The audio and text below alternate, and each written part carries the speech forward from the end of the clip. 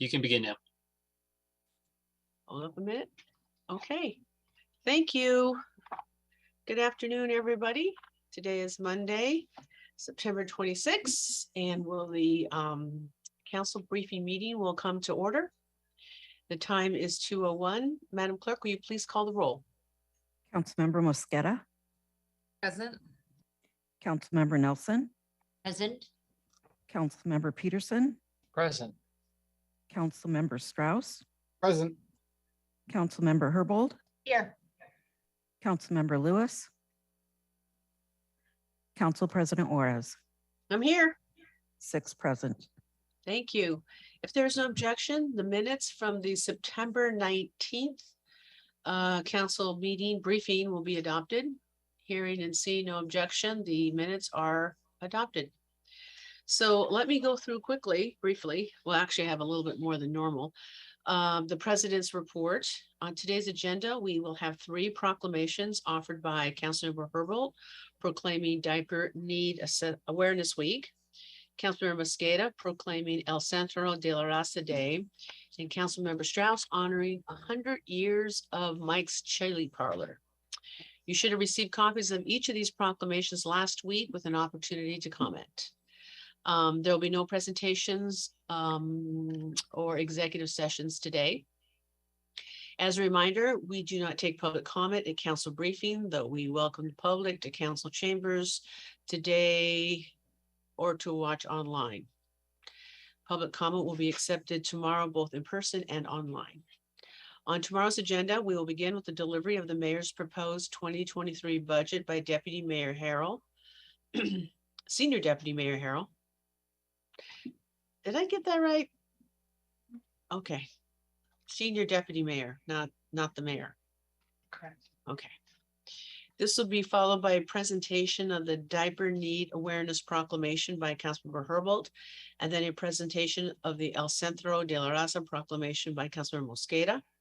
The consent calendar will include the minutes and payment of the bills, as well as a clerk file sent directly to council regarding extending the due date for a surveillance report. If you have any questions about the surveillance report legislation, please feel free to ask Lisa Kay on central staff. In addition, on the consent calendar, there will be 24 appointments, including 2 appointments recommended by the Land Use Committee and 22 appointments recommended by the Transportation and Seattle Public Utilities Committee. We will take 1 vote on all items on the consent calendar unless any council member requests that an item be removed, which we will consider at the end of our agenda. Following the consent calendar, there will be 8 items on the agenda. The first item was referred directly to full council without committee review. It is an ordinance relating to the traffic code, conforming the municipal code with changes in state law. If you have any questions, please feel free to contact Asha on central staff. Asha also provided a written summary of this item to each council office last week. Item 2 on tomorrow's agenda is also a clerk file sent directly to council regarding the mayor's 2023 budget address. Mayor Harrell will be publicly delivering his budget address tomorrow at noon, which can be viewed on the Seattle channel. Items 3 to 6 were recommended by the Land Use Committee. Item 3 changes the municipal code to support the development of townhouses and row houses and was recommended by a vote of 4 to 1. Items 4 to 6 were recommended unanimously. Item 4 is to approve the Crown Hill Neighborhood Design Guidelines. Item 5 allows virtual meetings of the Design Review Commission, and item 6 makes minor corrections to the Land Use Code. Councilmember Strauss will speak to items 3 to 6 tomorrow. Lish Whitson and Keetle Friedman on central staff are available if you have questions. Item 7 is a resolution endorsing the 3rd Avenue Vision, which was recommended by the Public Assets and Homeless Committee. Finally, item 8 is regarding the State Route 520 Bridge Replacement Program and specifically amends the general maintenance agreement between the City of Seattle and the State of Washington. It was recommended by the Transportation and Seattle Public Utilities Committee. Councilmember Peterson will speak to that item. Information of all these items are available on the online agenda. Moving on into our council briefing agenda, the signing of letters and proclamations. I think we're going to start with Councilmember Herbold. Councilor Herbold has a proclamation for signature today proclaiming the week of September 24th through October 2nd to be Diaper Awareness Week. Councilor Herbold, the floor is yours. Thank you so much. So this afternoon, I'm asking for your signatures on a proclamation declaring September 24th through October 2nd as Diaper Need Awareness Week. The mayor is concurring with the proclamation. My office circulated the proclamation to all council offices last Friday. And just to speak to the need behind the issuance of this proclamation, we want to recognize that nationally, 1 in 3 families struggles to afford enough diapers for their little ones. And 48% of families report delaying changing a diaper to extend the available supply. Here in Seattle, diaper need impacts BIPOC families particularly hard, with 42% of Seattle's BIPOC families struggling to afford enough diapers to keep their children clean and healthy. Representatives from Westside Baby will join tomorrow's council meeting to accept the proclamation and talk about their efforts to meet the unmet need for Seattle residents. Anybody has any questions or comments? Happy to hear them. Thank you. All right. I am not seeing any questions or comments, Councilmember Herbold. So with that, Madam Clerk, can you please call the roll to determine which council members would like their signatures affixed to the proclamation proclaiming September 26th through October 2nd, Diaper Awareness Week. Councilmember Mosqueda, Aye. thank you. Councilmember Nelson, Aye. Councilmember Peterson, Aye. Councilmember Strauss, Yes. Councilmember Herbold, Yes. Councilmember Lewis, Yes. Council President Juarez. Aye. 7 signatures will be affixed to the proclamation. Thank you, Madam Clerk. Let's move on to our second proclamation. Councilor Mosqueda has a proclamation for signature honoring the accomplishments and impact of El Centro de la Raza. Councilor Mosqueda, the floor is yours. Thank you very much, Madam President. I am very excited about the proclamation to honor El Centro and El Centro de la Raza Day. Council colleagues, last Wednesday, I circulated this proclamation to make sure that we could honor the accomplishments and impact of El Centro de la Raza, proclaiming October 8th, 2022 to be El Centro de la Raza Day. We have secured confirmation from the mayor's office that Mayor Harrell will be concurring with this proclamation. And I do hope for your support today in honoring the work, the 50 years worth of work that El Centro has been able to accomplish in their history. Estela Ortega, who many of us know, admire, and see as an inspiration and mentor, will be joining us tomorrow during full council meeting. This proclamation will be presented during the 50th anniversary Building the Beloved Community Gala that El Centro is hosting on Saturday, October 8th from 5 p.m. to 9 p.m. This event will be live for those who are hoping to participate remotely as well. And in person, it will be hosted at the Washington State Convention Center. I am very excited that we are going to be able to honor and reflect on the legendary leader, legendary civil rights leader, Roberto Maestas, who in 1972 formed El Centro by making sure that he and other social justice advocates, warriors took over the vacant building and really created a hub for creating advocacy and opportunity for literacy, healthcare, education, housing justice, and promoting civil rights as well. And under the leadership in recent years of Estela Ortega, Estela has continued to grow the mission and services by continuing to advance the commitments to affordable housing, childcare, and community gathering and cultural opportunities for all. So very excited about this proclamation and to be able to celebrate all that El Centro has accomplished in the last 50 years. And thanks again to Faride Cuevas on my staff who helped to draft this with El Centro and is making it possible for us to honor them at their October 8th gala. Thank you, Councilmember Mosqueda. Is there any comments that anyone would like to make before we go to a vote? All right, Madam Clerk, will you please call the roll to determine which council members would like to have their signatures affixed to this proclamation? Councilmember Mosqueda, Aye. Councilmember Nelson, Aye. Councilmember Peterson, Aye. Councilmember Strauss, Yes. Councilmember Herbold, Yes. Councilmember Lewis, Yes. Council President Juarez. Aye. 7 signatures will be affixed to the proclamation. Thank you. We'll move on to the next agenda item, and that is Councilmember Strauss has a proclamation for signature today proclaiming September 30th, 2022 to be the 100 years of Mike's Chili Parlor Day. Councilmember Strauss. Thank you, Council President. Thank you for saying it with a straight face too. I know I tried really hard. we've got, Councilmember Mosqueda brought forward a proclamation on a very important cultural and community center.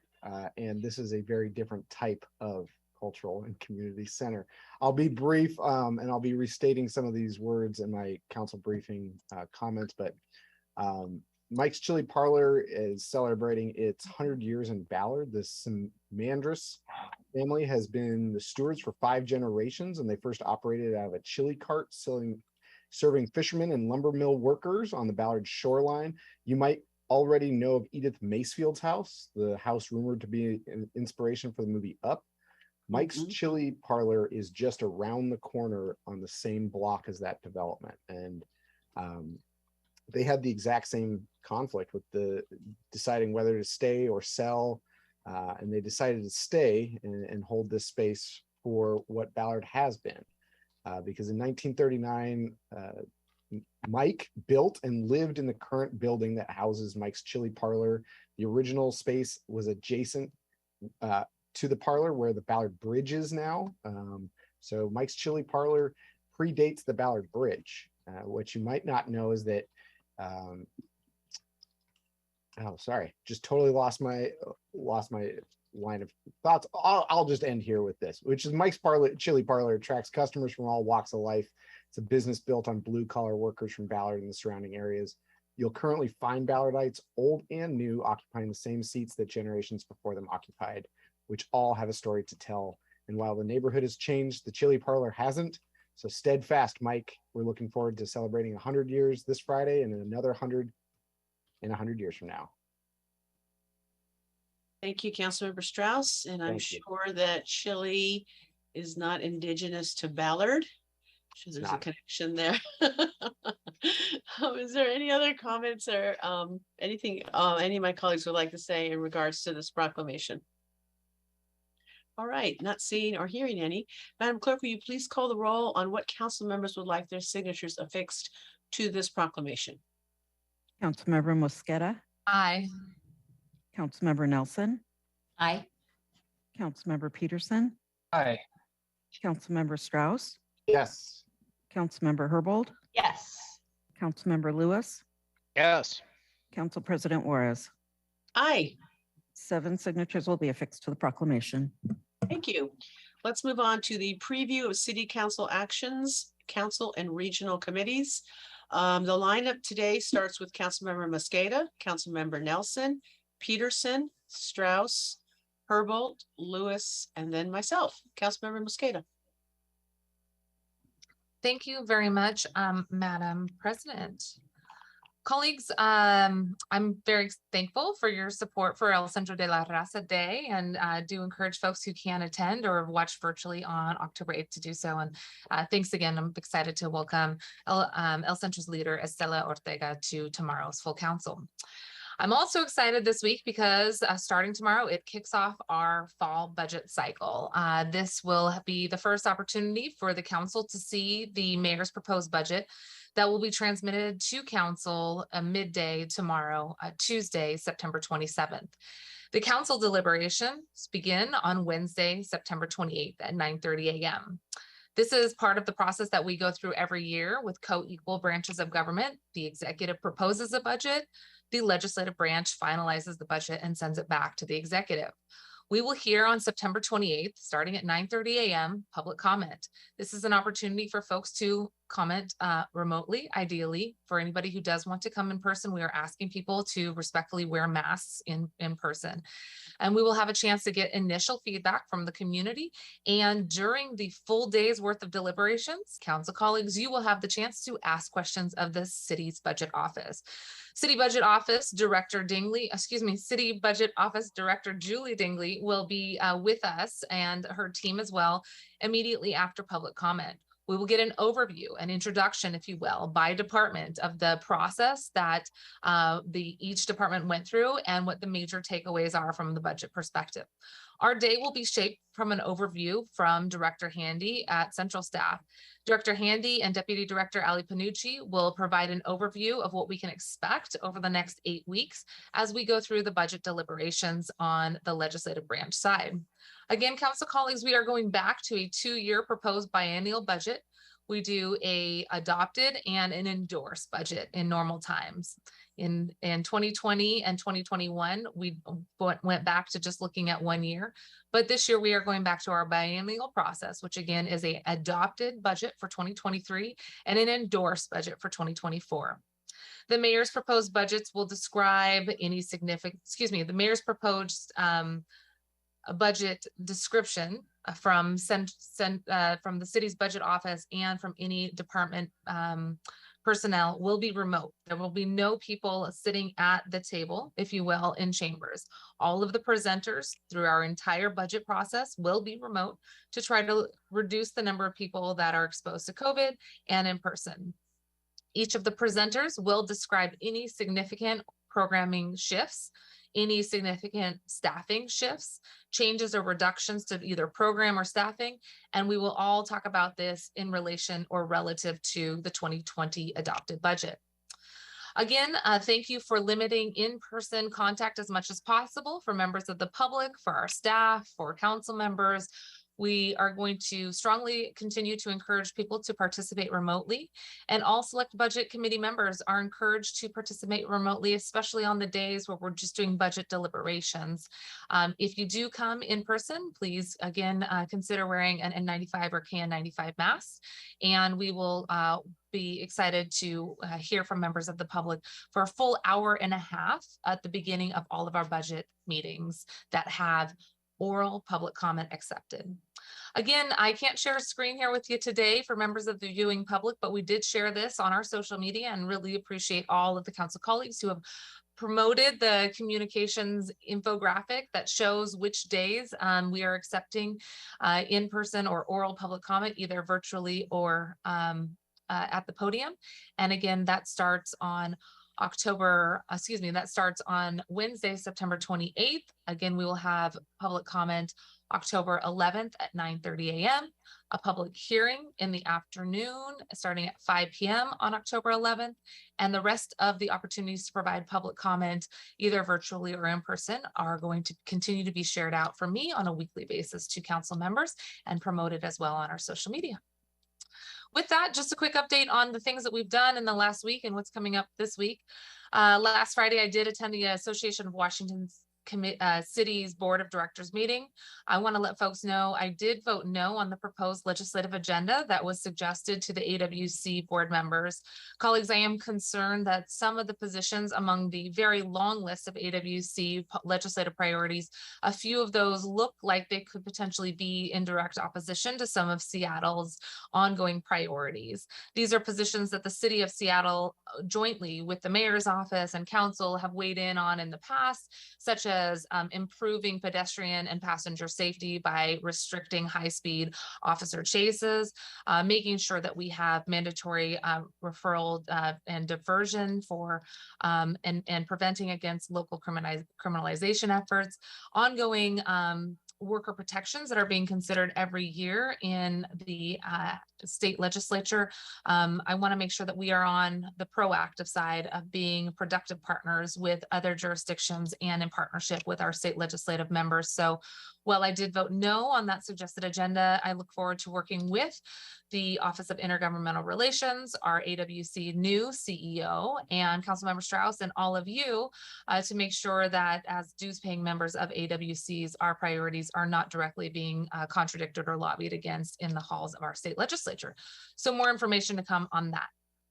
I will be attending AWC's Large City Advisory Committee meeting this week and the National League of Cities Board of Directors quarterly meeting.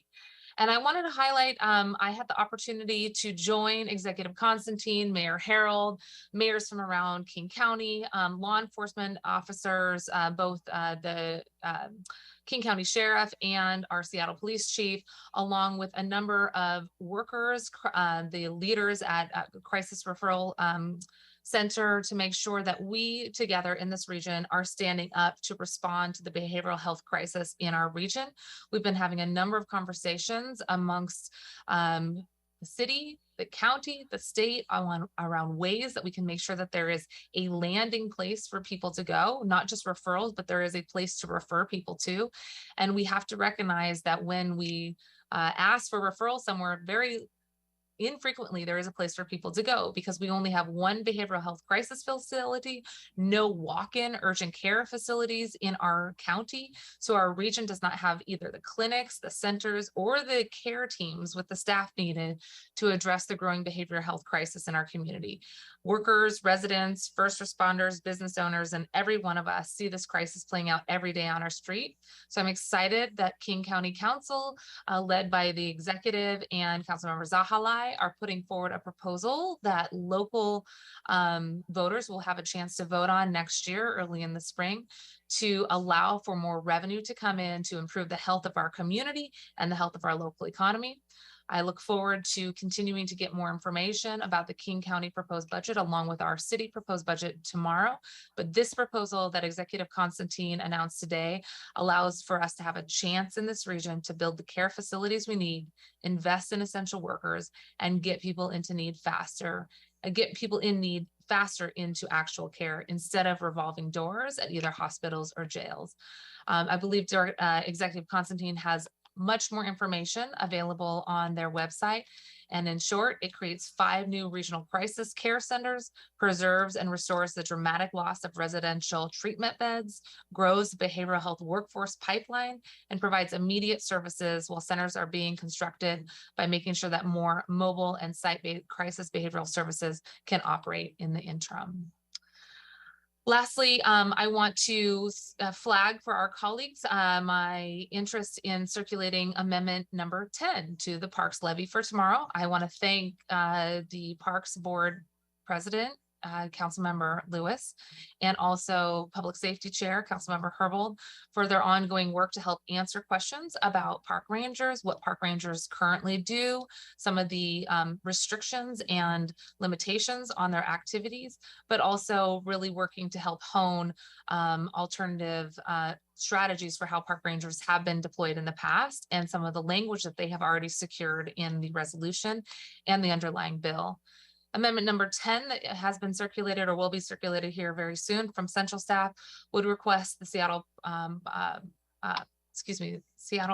Parks and Recreation to provide information on hiring strategies, specific duties of park rangers, description of the training protocol, and request quarterly updates on what activities the park rangers are doing, so we can shift from talking about what the park rangers won't be doing and do an analysis of what they are doing. So thanks again to our council members who've been continuing trying to raise the issue of what they currently do. This will help us have a better pulse on how those new individuals are being utilized in our city, and in partnership with the community advocates who have some concerns, along with members of Local 242. I think that this amendment will help shed greater light on future conversations that will continue to occur around park rangers, so that we can all have a baseline level of information. So thanks so much to that partnership with 242 and community members largely. Madam President, that is my summary. Councilmember Nelson. Well, good afternoon, everyone. There is nothing on tomorrow's agenda from the Economic Development, Technology and City Light Committee, except the aforementioned clerk file. Report from last week. Well, yay, we created a film commission. And when I was going through my thank yous, I neglected to thank our amazing comms team for all the support they gave me leading up to the vote and organizing the press conference and securing coverage. So I just want to include a hearty thank you to Joseph, Jesse, and Dana. So thank you very much. All right, last week in preparation for the 2023 legislative session, I met with Representative Javier Valdez and Senator Jamie Peterson just to start talking about what their priorities are to help inform my priorities in advance of conversation with OIR Director Tarleton and her state legislative representatives. And that was good to hear what they're thinking going forward in next year's session. And it was also OIR week, met with the federal representatives to find out what is on OIR's list of many things that they will be advocating for on behalf of the city of Seattle in DC.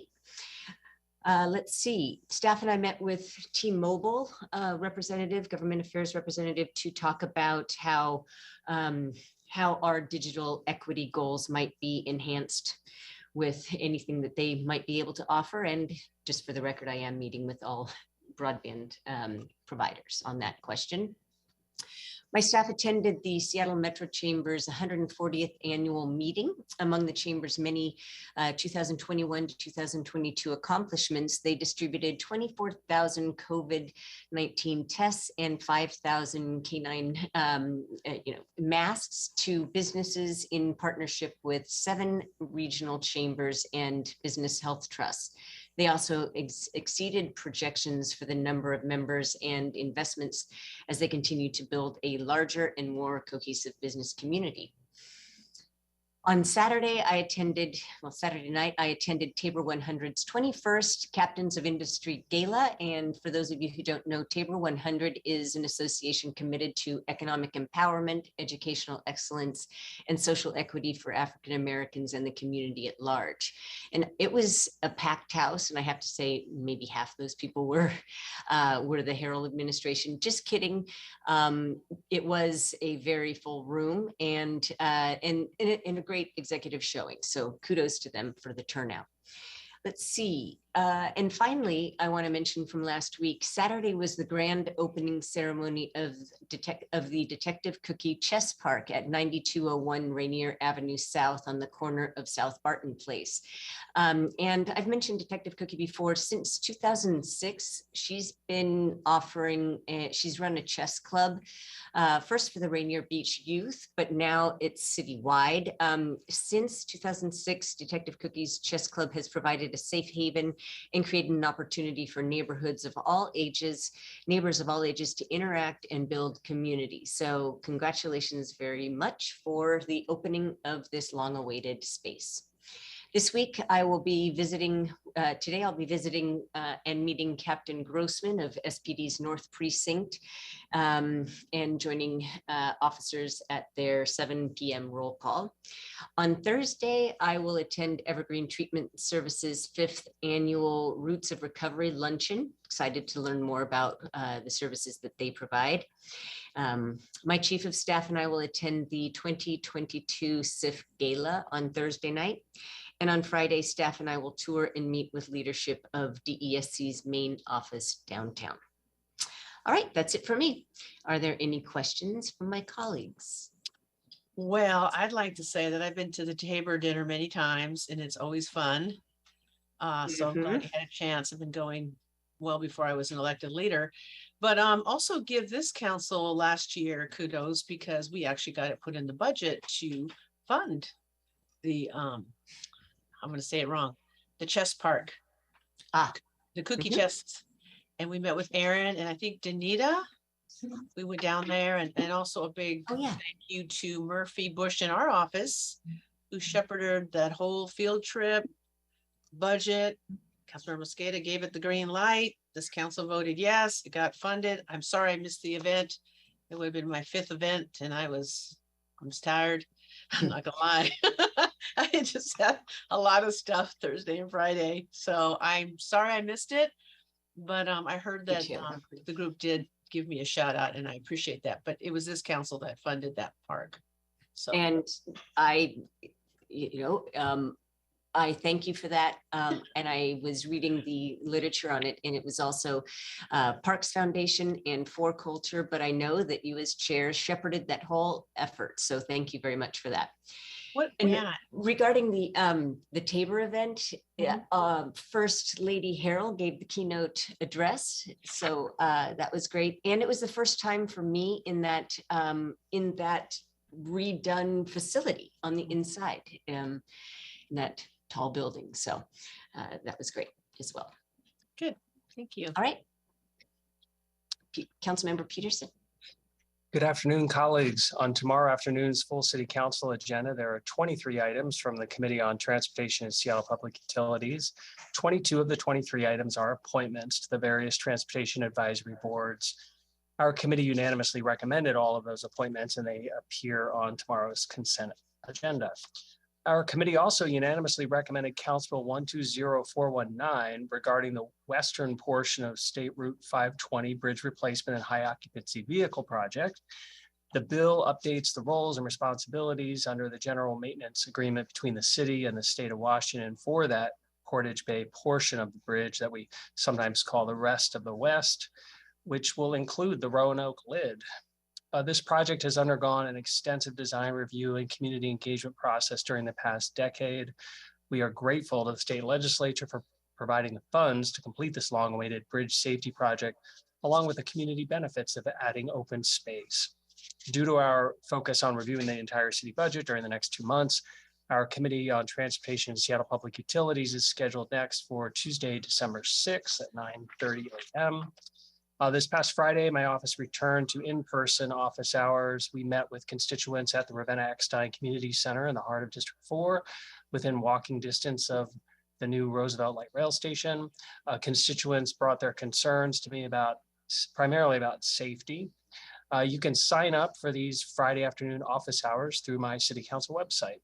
That concludes my report. Any questions before we move forward to Councilmember Strauss? Oh, are you done? Yeah. Oh, okay. I'm sorry. I didn't catch that last part. I yield my time to my colleagues. It's very riveting. So I'm sorry. I just lost it there. It was very exciting. Well, and Councilmember- because I'm not quite as concise as our colleague, Councilmember Peterson, I'm going to time myself again, Council President. So Yeah. starting the timer, here we go. Yeah. What time is it? 2:33. I'm restarting my timer now. There we go. Thank you, Council President. First, Shana Tova, Happy New Year. Last night was the start of Rosh Hashanah, marking the beginning of the Jewish High Holy Days. Yes, I am still at work, and for better or for worse, here we are. Last week in District 6, I met with District 6 residents. I meet with District 6 residents every week as part of office hours and meeting with people in the neighborhood. Usually on Thursdays, I usually hold office hours on Thursdays. Last week, I held them on Wednesdays. Met with D6 residents, 2 from Ballard, 1 from West Woodland, 5 from Green Lake, 1 from Fremont, 2 from Whittier Heights, and 1 from Finney. We discussed homelessness, Green Lake Outer Loop, density and affordable housing, missing middle housing, Ballard Avenue, pedestrian safety, and policing. I also met with a District 6 resident on Friday to pick up trash in the industrial area. I pick up trash every week in Ballard, and it was really nice to do this with other people this time. This was the week of Green Lake last week. On Saturday, I attended the Green Lake Community Boathouse groundbreaking and spoke about how much this means to the community. This is a really big deal because the athletes have been working out. The workout gym is in the structure under the stairs of the Aqua Theater. And so now they're going to have a new place, but it's not even a new gym that's most important. What is most amazing about this expansion is that we're going to be able to store different types of crafts so that people of all ages and abilities can paddle. And the programming that they're setting up is going to expand the number of scholarships. So currently 1/3 of participants have scholarships, and that's going to be expanding. And so this community boathouse is more about than a new gym. It is about expanding access and opportunity to the water. I then, after the groundbreaking, I then walked the section of Green Lake Outer Loop where we're putting in a new bike trail and walking path, meeting with SDOT construction crews and neighbors. This is an important project that I support, and I've been working hard with neighbors to make sure that the details in their neighborhood are done right. While the project isn't perfect and there are still adjustments we need to make, fully connecting the outer loop and creating a barrier between the highway and the park is important. I've asked SDOT to reassess the two-way travel on both North 76th Street and Ashworth Avenue, where these streets connect to Winona Avenue. I do believe that these streets should be one directional in nature for the 1 to 2 blocks adjacent to Winona.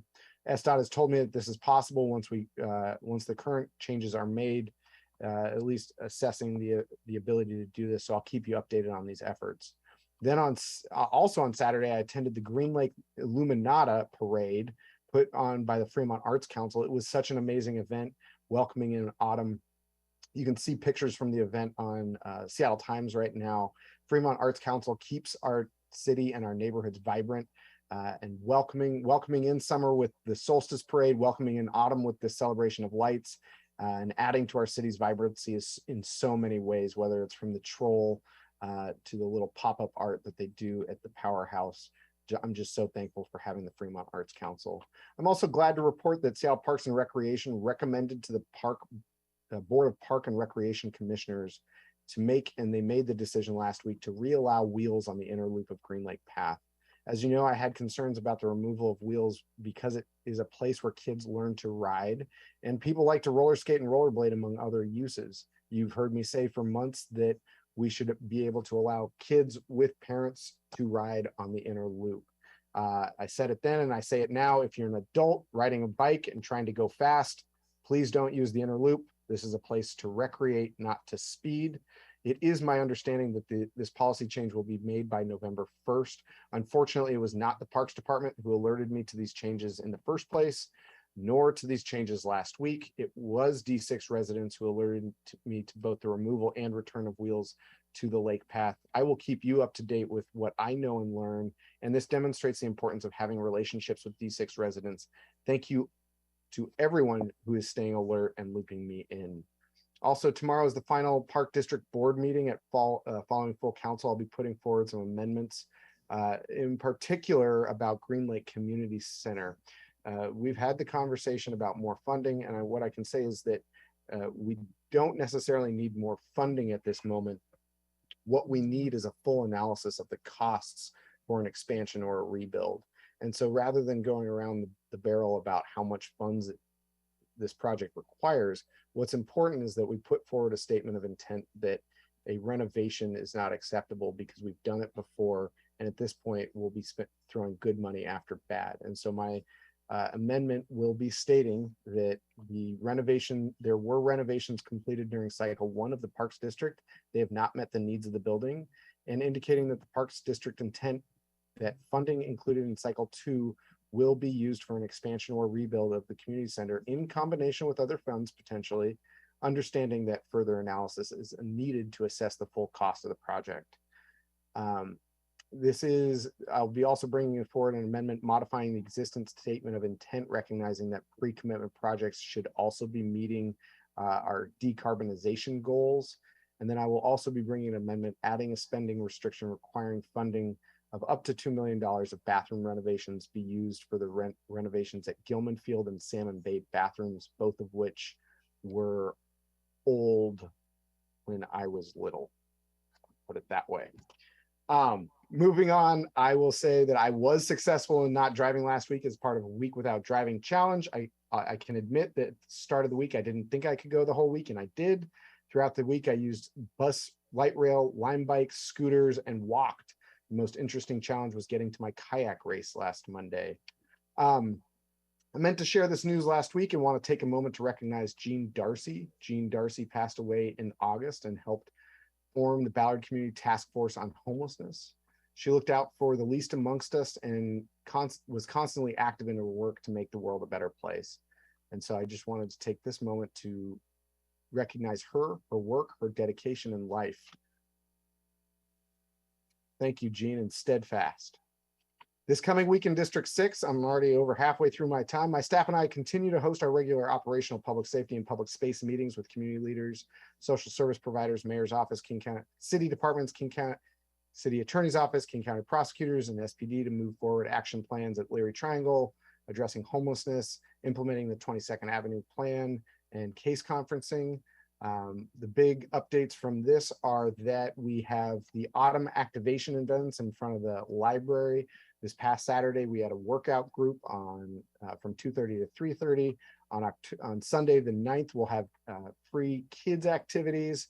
And you can check out my newsletter for up-to-date information. This program is intended to reestablish the habit of having these events in downtown Ballard. And if you're interested in hosting an event, you can email Amy Enbisk, my District 6 District Director. On Tuesday, I'll be joining the North Seattle Industrial Association. Wednesday, I'll be joining the Green Lake Chamber of Commerce.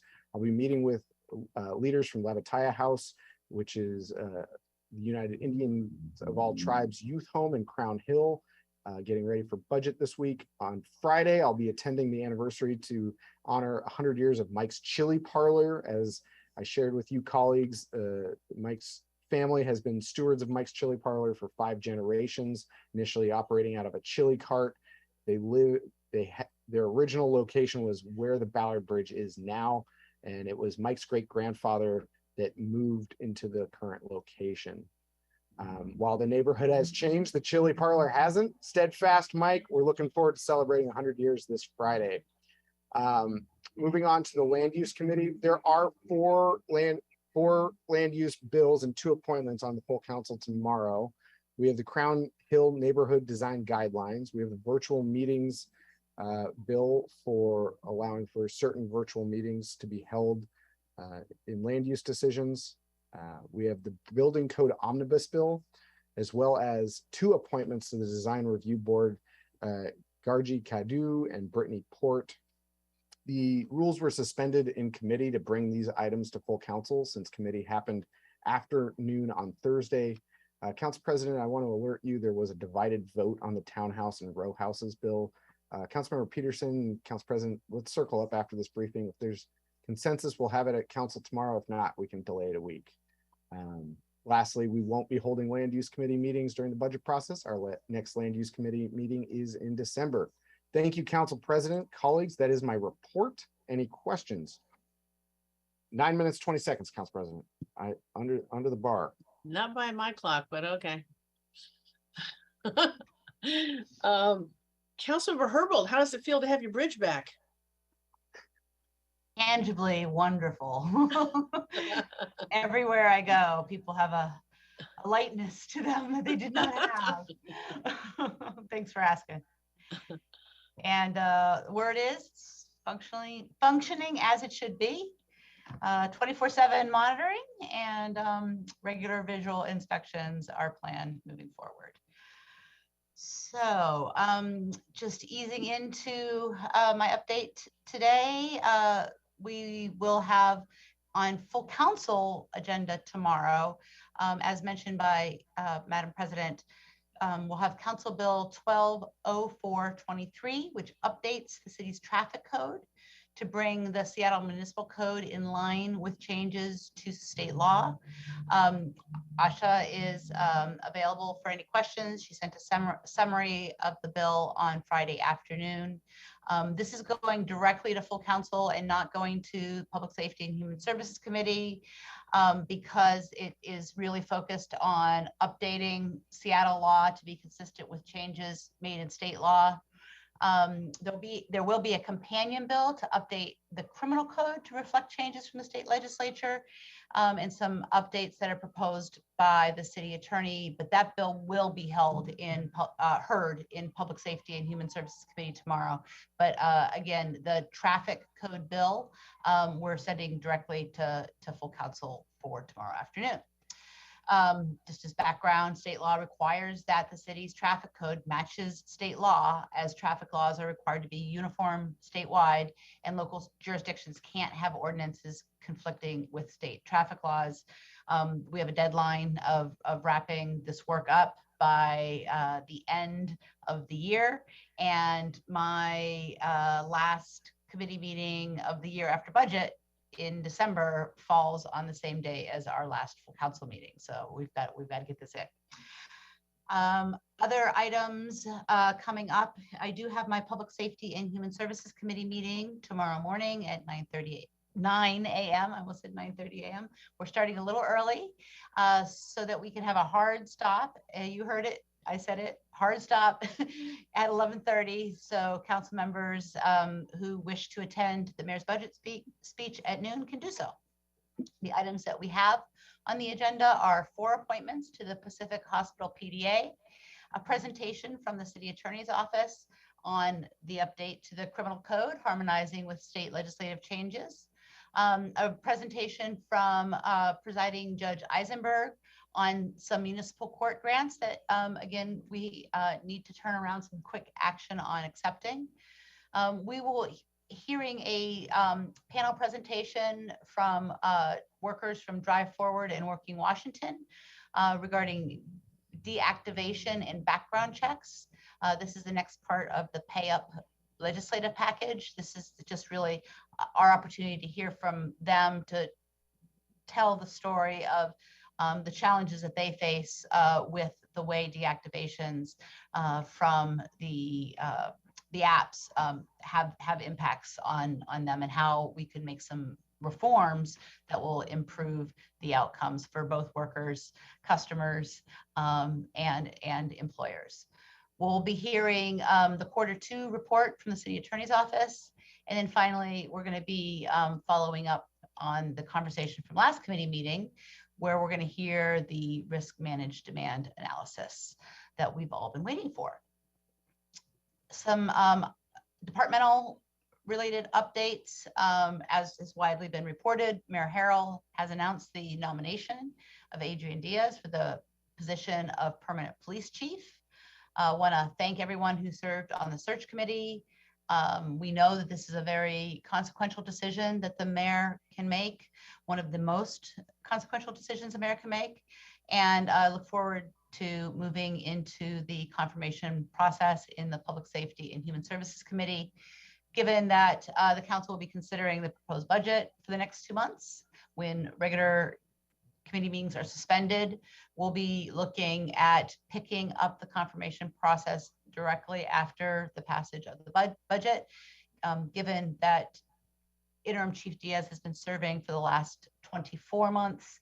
I think it's a little easier to delay the confirmation process for a couple months in that case than if it was a new person coming in. So I think we will be able to move forward and facilitate that.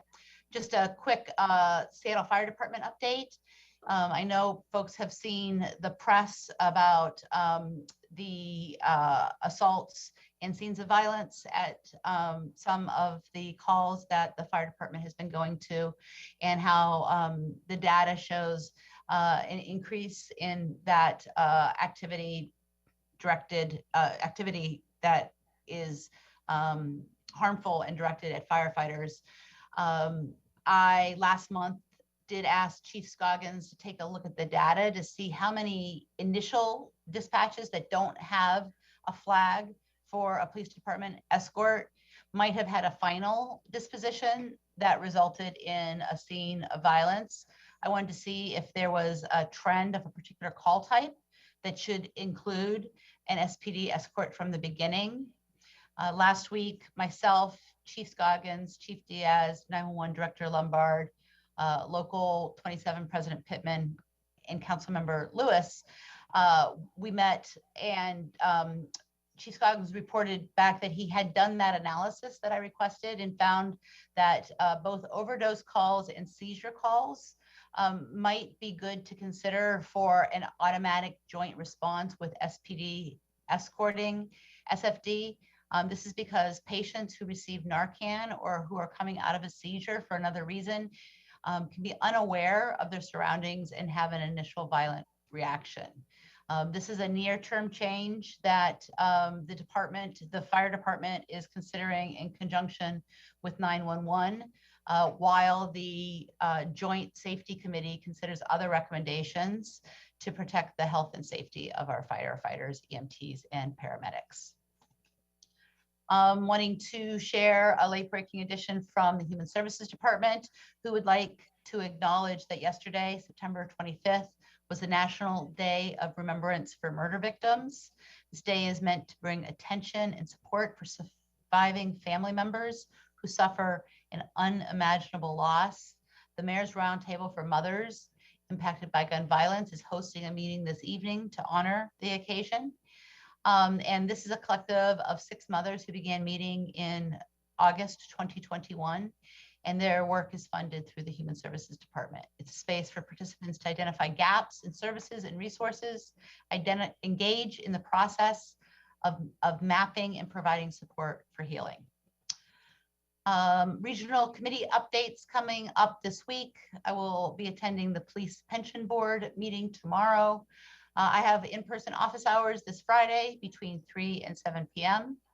And then as far as events out in the community I'll be participating in, I'll be attending Community Passageways event on Thursday, the SEIU 775 Leadership Award celebration also on Thursday. Friday morning, I'll be attending the Seattle Firefighter Memorial. And also on Friday morning, we'll be attending a part of the LINK conference on Friday, attending partially in the morning. That's all I've got. Does anybody have any questions or comments? Seeing none, I will pass it off to Councilmember Lewis. Thank you so much, Councilmember Herbold, and very much looking forward to that RMD presentation in the Public Safety Committee tomorrow. So thanks for your diligence and staying on top of the department for that. Okay, moving forward to my updates. As Council President indicated in queuing up the agenda, we will consider a resolution from the Public Assets and Homelessness Committee regarding Third Avenue, and I appreciate the discussion in committee on that resolution last week, and look forward to fully considering it tomorrow and hopefully passing it. I do want to give a note because it was mentioned that the committee was requesting an updated fiscal note in anticipation of the budget being introduced this week for that resolution. And I am happy to report that if you go into Legistar, there is an updated fiscal note. That fiscal note does indicate that the work requested by the council for the resolution can be accomplished within the proposed 2023-2024 budget. So it is not going to require adjustments or moving things around to accommodate what's been requested. It has been baked in to the budget Mayor Harrell anticipates introducing tomorrow. And that fiscal note is in Legistar if anyone wants to review it. I want to move forward to just give a brief update on Metropolitan Park District. I want to thank colleagues for their work over the last couple of weeks in really formalizing not just the investment goals of the Park District, but accountability language, requests for additional information from the department, and discussions about how the investments that we make in the Park District sync up to the budget that we anticipate from Mayor Harrell tomorrow. I do want to take a moment to again thank the executive and the Parks Department for submitting what was labeled Appendix B in the transmittal of their initial materials for the Park District, which did inform us well in advance of the implications of the Metropolitan Park District investments to the budget and how those things would interact. That was not expected information, and it was incredibly helpful in giving us the ability to do this body of work and turn it around in anticipation of the much bigger discussion regarding the budget that will commence this week. So with that, I want to go over a little bit of how this is going to run tomorrow after full council when we convene as the Metropolitan Park District. Central staff is going to walk us through each of the proposed amendments, and as has been indicated, there depending on how whether colleagues decide to go through with them or not. We anticipate there will be somewhere between 9 and 11 total amendments that have been proposed, some of which have been discussed here in open session by colleagues. So a couple of new amendments are likely to be added to the final packet. Central staff is going to distribute in addition to what was distributed last Friday. So following each walkthrough of an amendment, I will move the amendment and I will ask for a second. After the amendment receives a second, the amendment sponsor will be invited to address the amendment. Council members will then be able to ask questions of central staff or the sponsor. And finally, a vote will be taken after comments. And these steps will be repeated for all proposed amendments. After considering each amendment in turn, we will call the roll on Resolution 51 as amended. After passing Resolution 51, the board will still need to amend and pass the clerk file to include the adopted funding plan at the initiative level as amended. So I know we're all eager to dive into the mayor's proposed budget, and this is one of our last significant pieces of work on our way to doing that.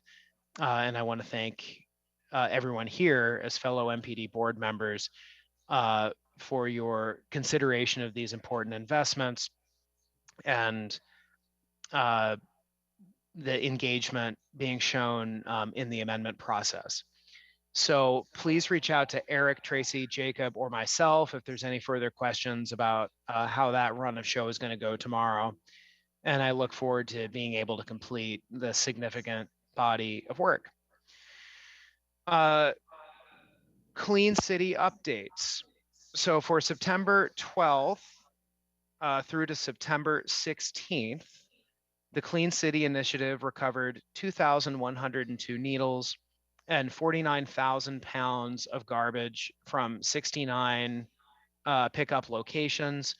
This week did not have any focus parks, and appreciate, as always, the continued report of that data and that accountability from the Clean City Initiative. Moving on to Seattle Public Library updates. What do you get when you combine poetry, prose, and improv theater? You'll find out starting Tuesday, September 27th, each night from 7 to 8 p.m. for the 4-night festival Bibliophilia at the Seattle Public Library Central Library. Bibliophilia is curated by Jakiva Phillips, a Seattle writer, producer, and actor, and features improv groups, the Bibliophilia Players, and Unexpected Productions. Each night will highlight a different theme. Heathcliff letters, bestsellers, Vonnegut, and the Bibliophilia quiz show. So look forward to being able to have community come together and engage in more great programming at the Seattle Public Library, and look forward to continuing to get those updates on their programming and educational work. With that, Madam President, I don't have any additional updates, and I believe I hand it directly back over to you at this point. Thank you, Councilmember Lewis. Two things. I was going to say, when you said, what do you get when you combine blah, blah, blah, I was going to say Seattle City Council, but I would have been wrong. But on a more professional note, thank you so much for the work you did on this cycle, which was not easy, and extending the deadlines for us to get amendments and have an opportunity to kind of dig in a little deeper on what was sent down from the executive and then your spending package. So you accommodated us in the districts, and I really appreciate that, because I know that that was no easy feat, particularly since you went out to particular districts and communities to get feedback. So thank you so much for that. I cannot stress enough how important that was, particularly for, as you know, the conversations about community centers and the waterfront and other issues. So thank you very much for your leadership, Councilmember Lewis, on that. And I look forward to tomorrow and the amendments. All right. So with that, you can start the timer, Councilmember Strauss. There will be no items from the Governance, Native Communities, and Tribal Governments Committee on tomorrow's agenda. Last week, we were pleased to attend the ATNI, Affiliated Tribes of Northwest Indians, which comprises Alaska, Washington, Idaho, and Oregon. It was hosted by the Tulalip tribe, and many tribes, of course, were there, and tribal leadership. And it was a 4-day conference, and we attended a few events, most notably the Missing Murdered Indigenous Women in the boarding schools, some workshops on climate change, housing, and all the other issues that tribes face, which are the same as any other municipality or government. So that's pretty much what we are working on. ATNI also featured a presentation by Deborah Parker and Teresa Shelton of the Native American Boarding Schools Healing Coalition regarding the national investigation of Indian boarding schools. And we continue to work with Interior to hopefully have a hearing out here for those can be part of the healing tour. I also had the opportunity to meet the new, her name is Alyssa Macy. She's a member of the Warm Springs tribe. She is the new CEO of the Washington Conservation, is it voters? I'm going to say this right. Washington Conservation Voters. So it was wonderful to meet an Indigenous woman who will now be the CEO of that organization. And also I got the opportunity to meet Miss Lavana Butler, the new president of Emily's List. She was in attendance. So actually that was pretty cool. I understand she comes from the Teamsters. So meeting those two women with all the tribal leadership and wrap things up. I think it's a 4-day conference. I think they wrapped things up Thursday. Okay, on Friday, we toured the new location for the Refugee Artisan Initiative, RAI. Thanks to funding approved by this council in the 2022 budget, the RAI initiative was able to relocate to prime space in Lake City in the Lake City Business District on Lake City Way, probably tripled their space. They're currently upcycling donated fabric remnants from clothing manufacturers such as Tony Bahama, working with local hospitals and Amazon. Their products include everything from medical scrubs to reusable lunch bags to COVID masks to pet toys. They are just doing an amazing job there. I just can't even tell you. This council's been really good to them, and it has really showed up not only in brick and mortar, but the women and communities that they're serving. And they're also just made arrangements to do the costumes for Seattle Opera. The 8 Ethiopian women who were taking a class during our visit generously made food for us, which was amazing. And after graduation, and we gave them their certificates, they were awarded or given a sewing machine so they can also sew from home and at the same time be there for their children and their family. Following the tour of the Refugee Artisan Initiative, we joined the celebration of the opening of the Seattle Indian Health Board's new medical clinic, second opening in Lake City, co-located with North Helpline. The new clinic is also centrally located in the business district on 33rd off Lake City Way in the McDermott House, which also houses the low-income and veterans housing of Lehigh. As of Friday afternoon, the clinic had already served 18 clients as part of their pre-opening work. Seattle Indian Health Board's clinic will now officially be open to serve all people and will provide specialized and culturally attentive care for Indigenous residents in the North End.